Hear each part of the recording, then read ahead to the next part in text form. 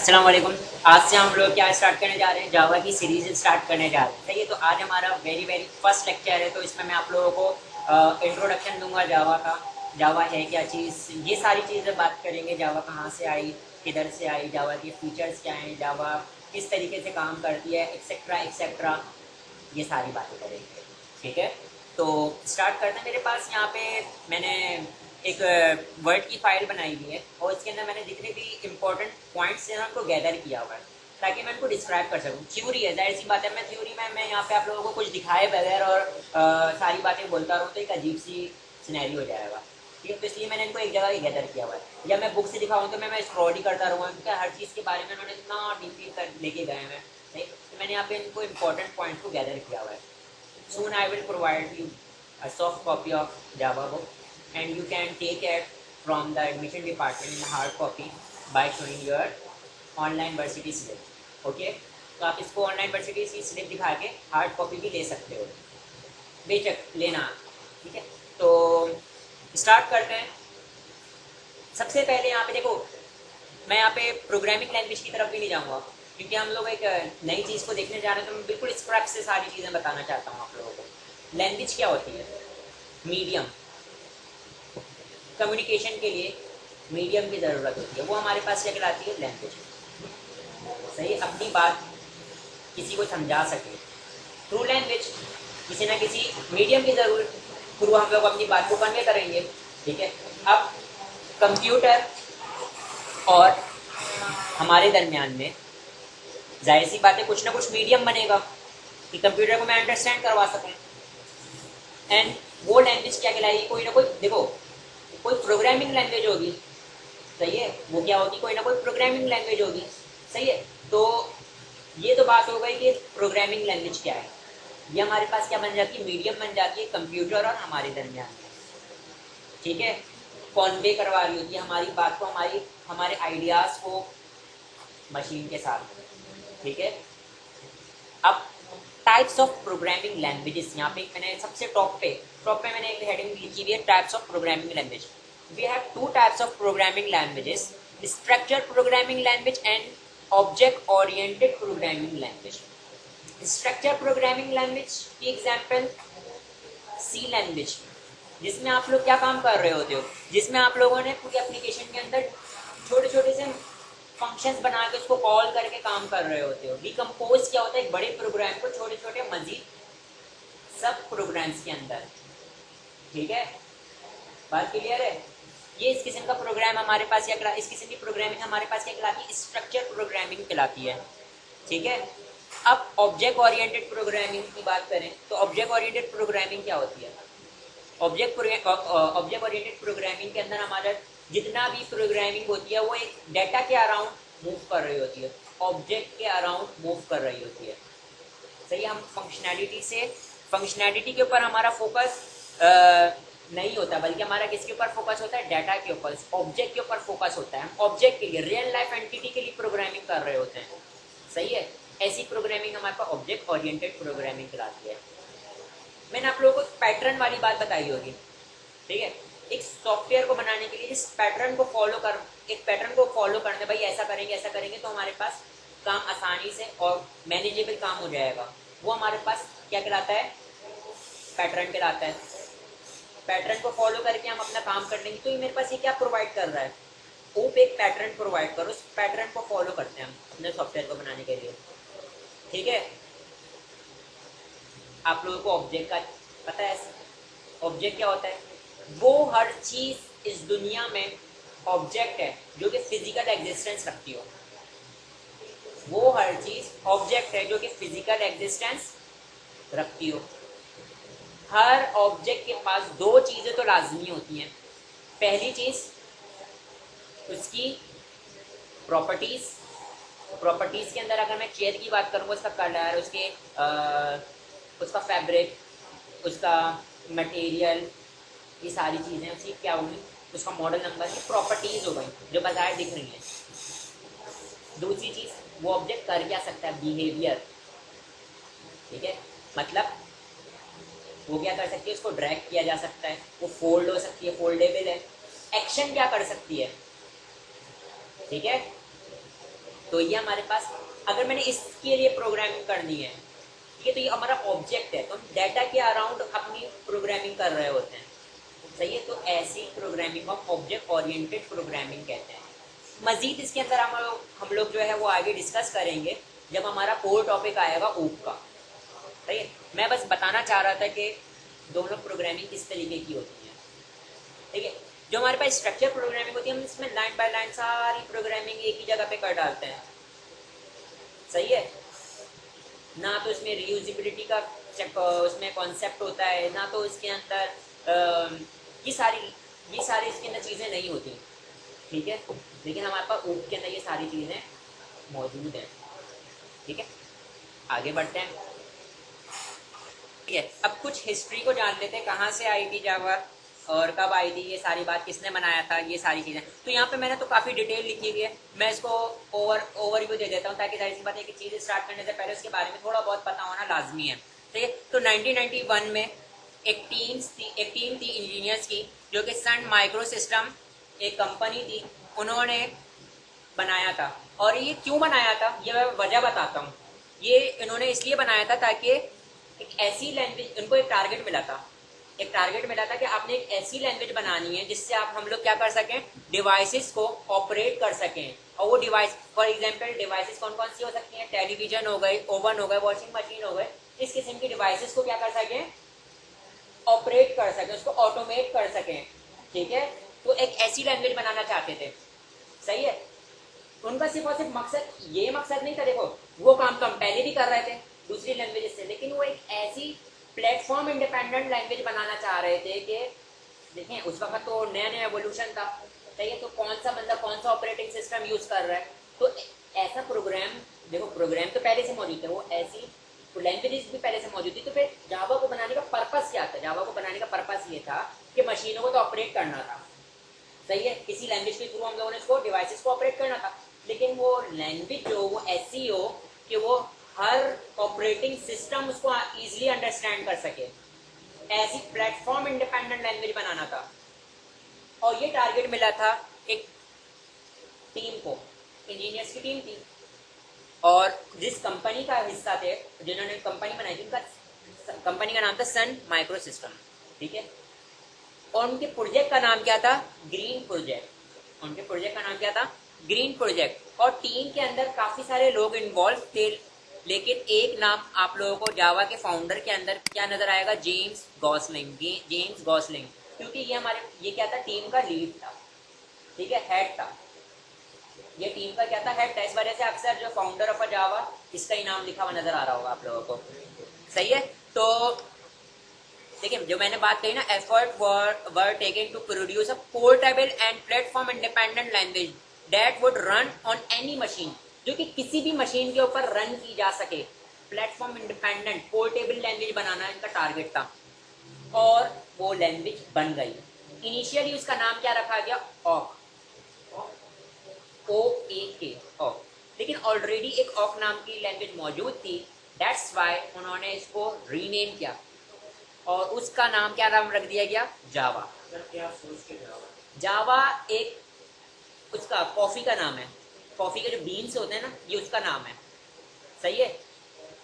और ये हमारे पास ये कोई ऑस्ट्रेलिया या मुझे मुल्क प्रॉपर तरीके से याद नहीं है, तो वहाँ का एक शहर है जहाँ पर पहली बार इन बीन्स को बनाया गया था, सही है। तो उस बीन्स को जावा कहते हैं, ठीक है, या उस शहर को जावा कहते हैं, may be something like that. तो इस वजह से उसका नाम क्या रख दिया गया, जावा। और आप लोगों को इसका लोगो भी क्या नजर आ रहा होगा, कॉफी लोगो नजर आता है अक्सर, क्योंकि ये इसका कॉफी का नाम था। और ये जेम्स गॉसलिंग ने इसका नाम इसलिए जावा रखा, ठीक है। नहीं, अच्छी लगी कॉफी, देखो वो उनका नाम चेंज करना चाह रहे थे, उनके सामने कॉफी रखी हुई थी, तो अचानक उनको याद आया कि भाई इसका नाम क्यों ना जावा रख दिया जाए, क्योंकि जावा भी एक बीन्स थे, जो कॉफी के बीन्स थे, और जो कि पहली बार इस जगह पे पाए गए थे, या जावा शहर का नाम था, may be something like that, confusion है, ठीक है। तो इसके लिए उसका नाम जावा पड़ेगा। अच्छा, ये तो हिस्ट्री का पार्ट था। अब 1991 में बनी थी, 1995 में क्या हुआ, वर्ल्ड वाइड वेब मतलब इंटरनेट का, वेब एप्लीकेशंस का एवोल्यूशन स्टार्ट हो गया। तो इन्होंने क्या किया, जावा वालों ने अपग्रेड, जावा के अंदर एवोल्यूशन लेकर आ गए। जावा की लैंग्वेज को यूज करके हम लोग क्या बना सकते हैं, इंटरनेट एप्लीकेशंस भी बना सकते हैं। एवोल्यूशन हुआ, ठीक है। और Sun micro system Java turn into programming, internet programming language, यही बात लिखी हुई है, ठीक है। अच्छा, इन्होंने क्या करने लगे कि अब वेब हमारे पास वेब पेजेस बना, डायनेमिक वेब पेजेस बनाना शुरू कर दिए जावा के थ्रू, ये भी बनना शुरू हो गए, ये सारी चीज़ें हो गई, ठीक है। थोड़ी हिस्ट्री लिखी है, 2009 और 2010 के अंदर क्या हुआ, या एक कॉन्फ्लिक्ट है 2009 और मे बी 2010 में ऑरिकल वालों ने उसको क्या कर लिया, एक्योर कर लिया, सन माइक्रो सिस्टम को परचेज कर लिया, खरीद लिए उसके शेयर्स, सही है। इस वजह से अब आपको जहाँ कहीं कहीं पे भी जावा नजर आएगी, आपको कुछ ना अल्फाज नजर आएंगे ऑरिकल का, ऑरिकल की कंपनी, सही है। तो वो एक्योर कर लिया सन माइक्रो सिस्टम को, ठीक है। फिर उसके बाद अब जावा के बारे में बता रहे हैं, ठीक है, यहाँ तक ये क्लियर है। अब जावा के बारे में बता रहे हैं, Java is one of the most popular of language, सबसे पहली ये ऑब्जेक्ट ओरिएंटेड लैंग्वेज मानी जाती है, सही है। ऐसी लैंग्वेज जो कि ऑब्जेक्ट के अराउंड प्रोग्रामिंग कर रही होती थी, ये पहली लैंग्वेज है, ठीक है। ये क्या कर रही होती है, it helps the programmer to develop wide range application that can run on various hardware and operating system. वही बात को यहाँ पर दोबारा घुमाई गई है कि भाई ये इसकी मदद से हम लोग क्या बना सकते हैं, जावा की मदद से हम लोग एक ऐसी एप्लीकेशन बना सकते हैं जो कि क्या हो सकती है, किसी भी प्लेटफॉर्म पर इजीली रन की जा सकती है, सही है। मैंने आप लोगों को जब शीशार पढ़ा रहा था, मैंने आप लोगों को बोला था कि if you want to run your application which is build on C sharp, you must have a .NET framework in your application, बोला था, फ्रेमवर्क की नीड है, सही है, बात क्लियर है। फिर उसके बाद .NET कोर के अंदर क्या है, प्लेटफॉर्म इंडिपेंडेंसीज आ गई कि वो किसी भी ऑपरेटिंग सिस्टम के अंदर .NET के फ्रेमवर्क को इंस्टॉल किया जा सकता है अगर उसकी एप्लीकेशन को रन करना है तो, ठीक है। तो इसी तरीके से हमारे पास जावा को भी क्या किया गया, प्लेटफॉर्म इंडिपेंडेंट बनाया गया, सही है। वो किसने बनाया, वो स्टीम ने बनाया था, platform independent device operating system independent में, ठीक है। अब एक स्लोगन बहुत मशहूर हुआ, जावा इज एवरीवेयर, मतलब हर काम जावा से हो रहे हैं, अभी भी one of the top programming language जावा है। अगर आप एक जो जैसे कैटेगराइज करने, मैंने लास्ट टाइम देखा तो सबसे पहले स्टैंड कर रही है जावा, सेकंड नंबर पर कौन है, सी लैंग्वेज, और थर्ड नंबर पर आपकी कौन आ रही है, पाइथन आ रही है, सही है। तो नंबर 1 पर कौन स्टैंड कर रही है, जावा। जावा अपने आप में एक दुनिया है, सही है। जावा को हम बहुत डीपली पढ़ेंगे, बहुत डीपली पढ़ने वाले हैं, बात क्लियर है। जावा रिसाइड इन मोबाइल, जावा आपके मोबाइल में मौजूद है। जावा देखें, ये इसको क्यों कहा गया था कि जावा इज एवरीवेयर, क्योंकि वो जावा आपके मोबाइल के अंदर mobile applications we can make Java mobile application through Java, आपके client machines, server machines, smartphones etcetera etcetera, सही है। हर जगह आपको जावा मिलेगी, इस वजह से इसका ये स्लोगन बहुत मशहूर हुआ था, वोरा, जावा इज एवरीवन, मतलब write once run any everywhere. एक बार देखो, उसको कहीं पे भी चला सकते हो, कोई से भी प्लेटफॉर्म पे चला सकते हो, सही है।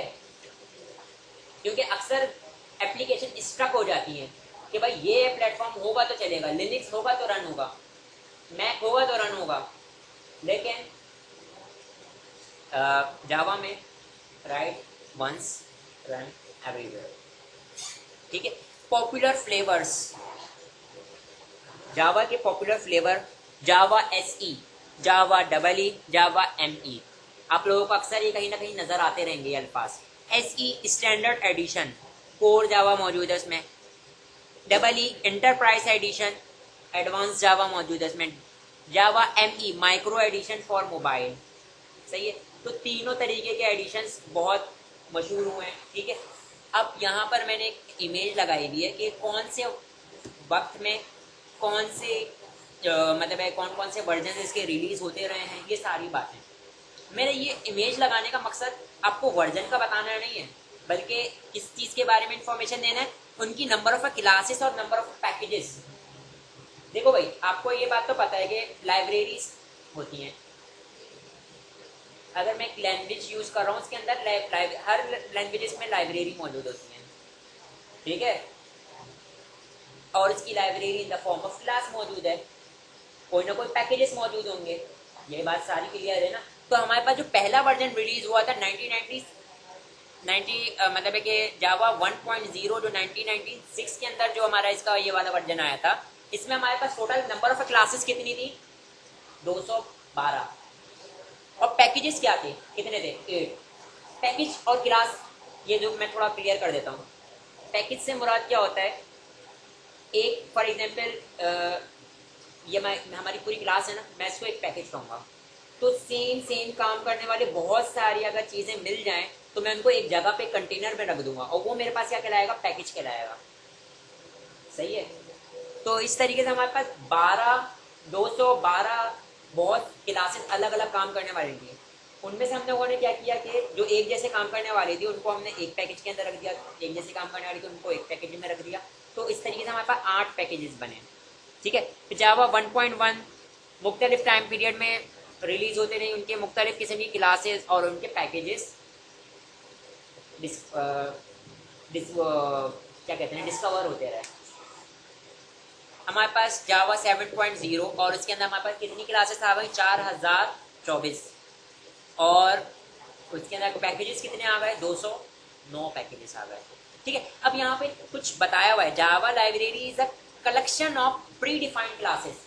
जो मैंने अभी बताया आपको, लाइब्रेरी का मतलब ही यही होता है कि उसके अंदर पहले से क्लासेस डिफाइंड हुई थी, ठीक है। अब पैकेज क्या? Package is a collection of similar classes, ठीक है। Currently we have Java 8 version in the market.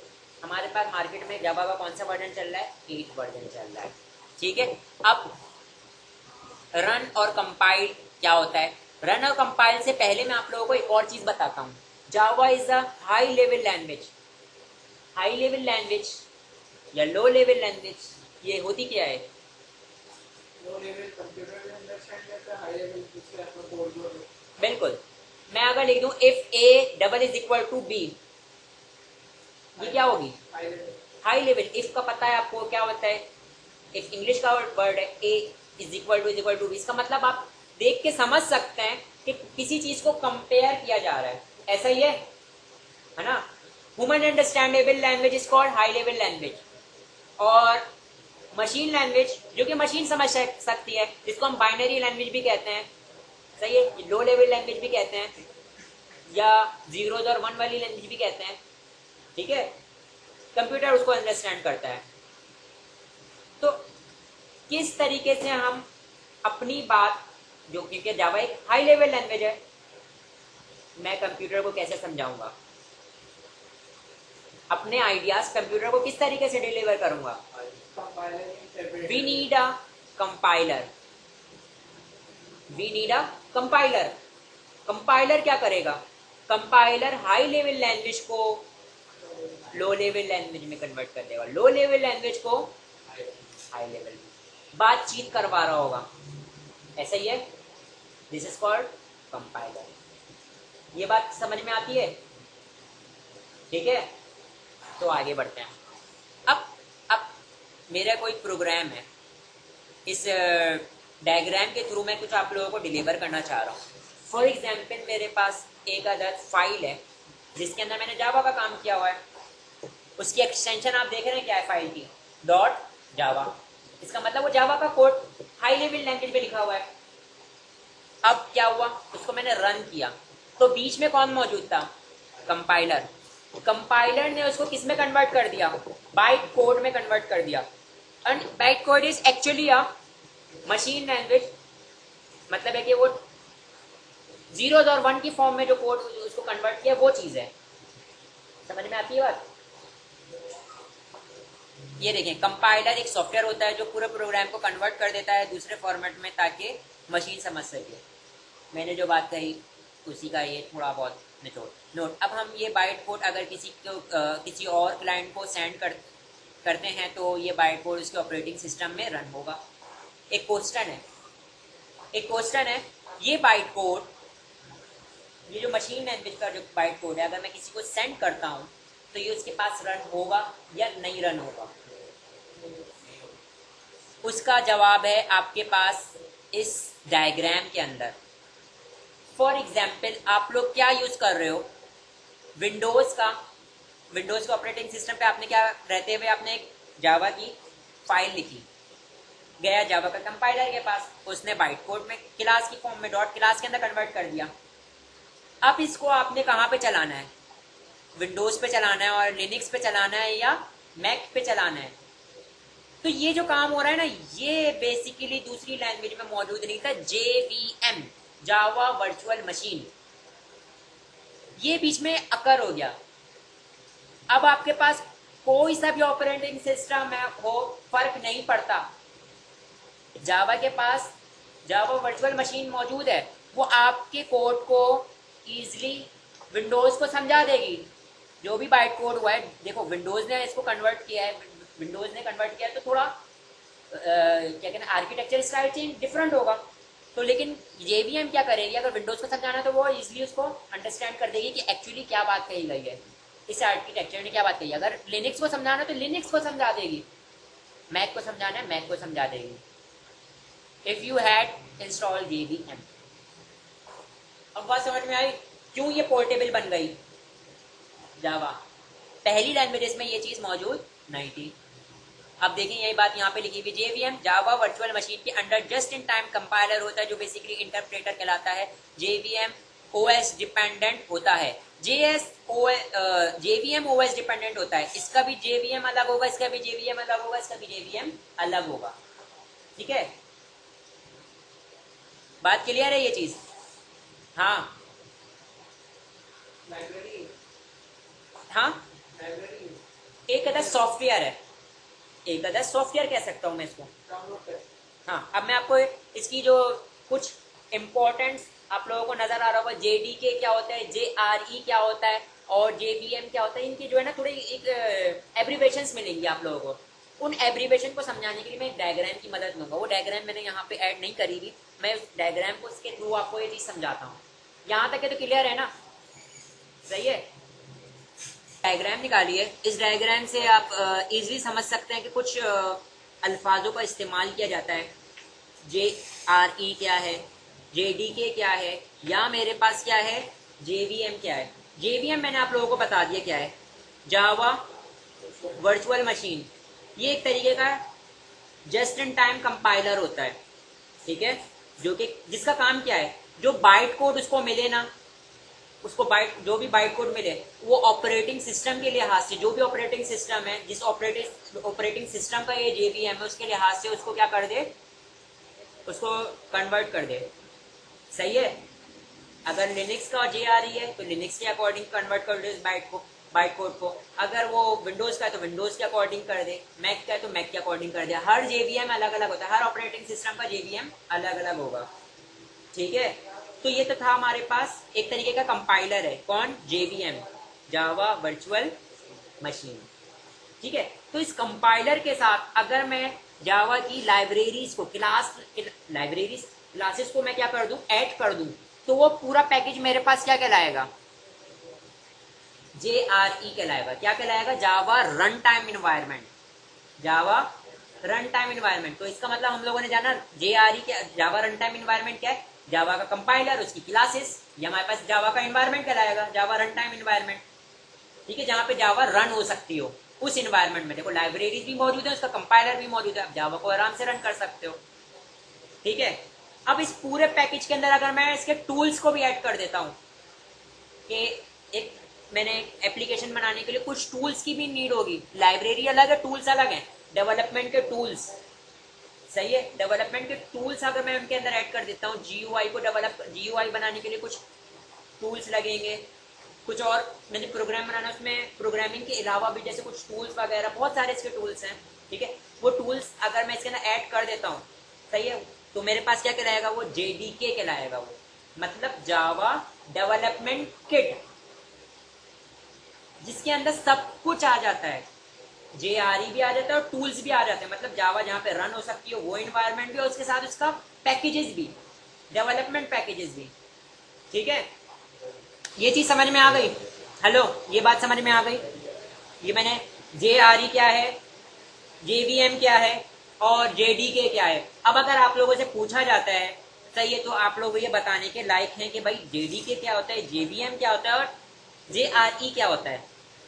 JDK just in time compiler, sorry JVM just in time compiler, her operating system का अलग अलग होगा, जो कि क्या करेगा, बाइट कोड को लेगा और उसको उस ऑपरेटिंग सिस्टम को समझा देगा, जिस ऑपरेटिंग सिस्टम का वो JVM है, सही है। ये तो हमारे पास कंपाइलर था। अगर कंपाइलर के साथ मैं लाइब्रेरीज ऐड कर देता हूँ, it will become JRE, Java run time environment. वो इन्वायरमेंट बन गया जहाँ पे जावा को रन किया जा सकता है, उसकी लाइब्रेरीज भी मौजूद है, कंपाइलर भी मौजूद है। अब उसके साथ उसको टूल्स भी ऐड कर दिए, जावा डेवलपमेंट किट, JDK बन गया, सही है। तो ये 3 चीजें थी। अब इसके अलावा आप लोगों को फ्लेवर का भी अक्सर पूछा जाता है, जावा SE क्या है, जावा EE क्या है, तो वो मैंने आपको बताया है क्या है। जावा, ये मैंने बताया था ना इस फाइल के अंदर से, ये रहा इसके फ्लेवर, जावा SE स्टैंडर्ड एडिशन, जावा EE इंटरप्राइज एडिशन, जहाँ पे हमारे पास एडवांस जावा की बात की जा रही होती है। जावा ME मतलब है कि माइक्रो एडिशन फॉर मोबाइल्स, अगर आपने मोबाइल एप्लीकेशंस को बनाना है तो you have to download this flavour. हम ऐसा पैकेज डाउनलोड करेंगे, सही है भाई। मैंने ये चीज आपको समझा दी है, होप इट इज क्लियर। अब हम लोगों ने क्या काम करना है, इसके लिए हम लोग देखो IDE, हम लोग एक सॉफ्टवेयर यूज करेंगे, जाहिर सी बात है, कहीं ना कहीं हम जावा की प्रोग्रामिंग करने के लिए हमें सॉफ्टवेयर की नीड होगी। उस सॉफ्टवेयर, देखो हम Notepad++ भी यूज कर सकते हैं, ठीक है, मैं यहाँ पे यूज करवाऊंगा, या Eclipse भी यूज कर सकते हैं। मैं यहाँ पे आप लोगों को यूज करवाऊंगा NetBeans। NetBeans का करंटली हमारे पास जो हमारे पास ID है, ID का मतलब क्या है, ID का मतलब क्या है? IDE इंटीग्रेटेड डेवलपमेंट एनवायरनमेंट, जहां पर आप अपना डेवलपमेंट, जहां पे आप अपनी कोडिंग कर सको, सही है, वो सॉफ्टवेयर। जैसे विजुअल स्टूडियो हमारे पास एक IDE है, इसी तरीके से हम लोग NetBeans के ऊपर काम करेंगे। NetBeans का हमारे पास करंटली वर्जन 8.2 चल रहा है। तो हम लोग देखें, हम लोगों ने क्या काम करना होता है, NetBeans IDE भी डाउनलोड करना पड़ता है, उसके साथ साथ हम लोगों ने क्या डाउनलोड करना पड़ता है, JDK Java development kit. JDK क्या होता है, अब मैं वही बात दोबारा घूमी, सबके सामने भी लिखी गई। JDK हमारे पास एक फुल फीचर होता है, जो हमारे पास क्या प्रोवाइड कर रहा होता है, JRE और JRE प्लस डेवलपमेंट किट। अब JRE क्या है, JRE के अंदर हमारे पास JVM और प्लस जावा की क्लासेस मौजूद है, और ये पूरा पैकेज हमारे पास जावा डेवलपमेंट किट कहलाता है। इसको हम लोगों ने डाउनलोड करना पड़ता है। अगर हम लोग NetBeans देखो, आपकी मशीन में कौन आ जाएगा, JVM JDK आ जाएगा, पूरा कंप्लीट पैकेज आपकी मशीन में आ गया, और ID के ऊपर आप लोग काम कर रहे होगे, सही। आप लोग कहाँ पे रखोगे JDK को कि आपके वो हर जगह अवेलेबल हो जाए। मैंने आप लोगों को बताया था, इन्वायरमेंटल वेरिएबल में, जहाँ पे भी कहीं पे भी रखो इसको, लेकिन उसका पाथ कहाँ पे रख दोगे, इन्वायरमेंटल वेरिएबल में। तो हम लोग इस किस्म के सिस्टम में पढ़ते ही नहीं। हम यहाँ पर हम लोग जब NetBeans को डाउनलोड करते हैं, तो हम ऐसा NetBeans डाउनलोड करते हैं जिसके साथ JDK भी डाउनलोड हो जाए, हमें मेहनत ही ना करना पड़े JDK अलग से डाउनलोड करने की। हम NetBeans को डाउनलोड करेंगे और ऐसा पैकेज होगा वो, जिसके अंदर JDK पहले से शामिल होगा, आपको उसको प्लेस करने की जरूरत नहीं पड़ेगी। आप just you have to download your JDK NetBeans, JDK already installed. वैसे आप लोगों को मैं बता दूं कि हमारे पास जो 8.2 का जो वर्जन है, अगर आप लोग वो डाउनलोड करते हो NetBeans का, तो इसके साथ साथ आपको क्या मिल जाता है, JDK ऑलरेडी इसके अंदर मौजूद है, सही है। और जो उससे पुराने वर्जन है NetBeans के, जैसे 7 या उससे बियॉन्ड, सही है, तो इसके अंदर हमें JDK अलग से डाउनलोड करना पड़ता था, सही है। तो मेरे पास यहाँ पर और इसकी कहाँ, ये सारी चीज़ें आपको कहाँ से मिलेंगी, मैं आपको बता देता हूँ, ऑरेकल की ऑफिशियल वेबसाइट से, सही है। तो मैं यहाँ से क्या करता हूँ, NetBeans 8.2 ऑफिशियल वेबसाइट netbeans.org। यहाँ स्क्रीन शेयर कर दें। जी ठीक है, यहाँ से आप लोग इसको डाउनलोड कर सकते हो।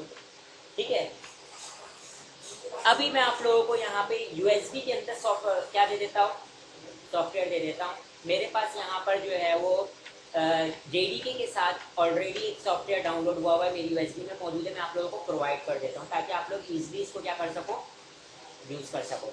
आज के हमारे पास वीडियो इतनी। नेक्स्ट वीडियो में मैं आप लोगों को इसको डाउनलोड करना, इसको इंस्टॉल करना, इसके बाद बेसिक प्रोग्राम रन करके दिखाएंगे। ठीक है।